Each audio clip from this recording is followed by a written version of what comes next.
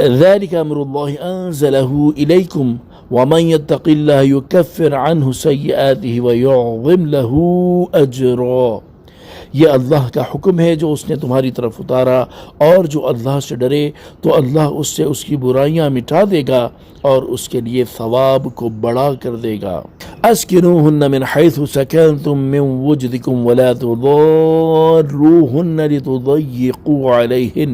وَإِن كُنَّ أُولَاتِ حَمْلٍ فَأَنفِقُوا عَلَيْهِنَّ حَتَّى يَضَعْنَ حَمْلَهُنَّ فَإِنْ أَرْضَعْنَ لَكُمْ فَآتُوهُنَّ أُجُورَهُنَّ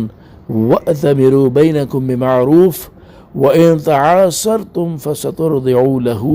أُخْرَى۔ عورتوں کو وہاں رکھو جہاں خود رہتے ہو اپنی گنجائش کے مطابق، اور انہیں تکلیف نہ دو کہ ان پر تنگی کرو، اور اگر وہ حمل والیاں ہوں تو ان پر خرچ کرتے رہو